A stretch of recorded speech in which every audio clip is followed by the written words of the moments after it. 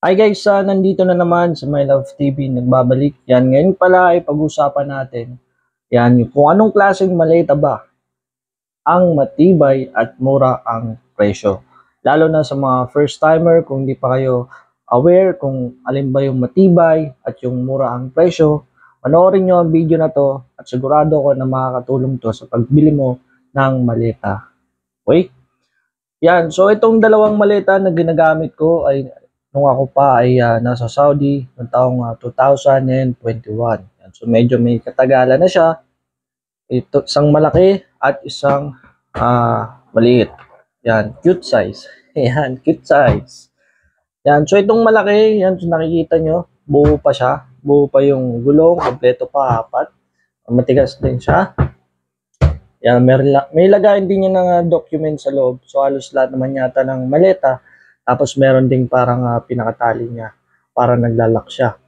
Tapos ang damage lang dito ay itong lock kasi nilagay ko kasi dito yan eh. Tapos syempre sa mga hindi nakakaalam, yung maleta natin ay binabalibag lang yan kapag nilaload sa aeroplano. Lalo na kapag meron kang connecting flight. Pero buo pa naman siya, ginagamit ko pa naman. Tapos binabalutan ko siya ng cling film pagka lalabas ako ng bansa. Para kung sakaling bumukas man, masira yung zipper, ay meron pa rin protection. Okay?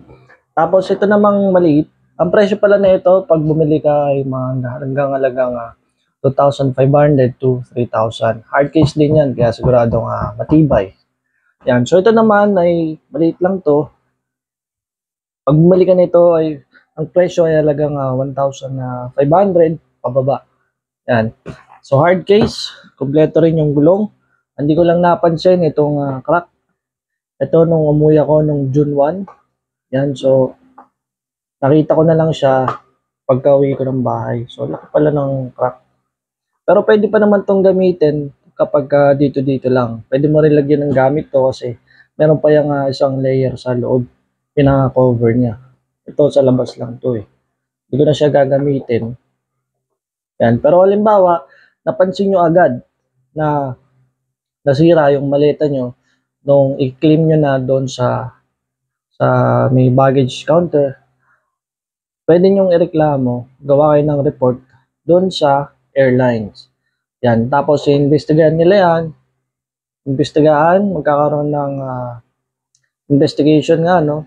Tapos, pag na-approve, yan, bibigyan kayo ng certain amount kung magkano yung maleta para makabili ka ulit ng bago. Yan, yun lamang guys. Sa mga hindi po na-follow dyan, paki-follow na lang sa My Love TV, paki-like, paki-share, at maraming salamat. Meron din pala tayong Facebook page, My Love TV din, paki-follow na lang din po. Yun lamang at salamat.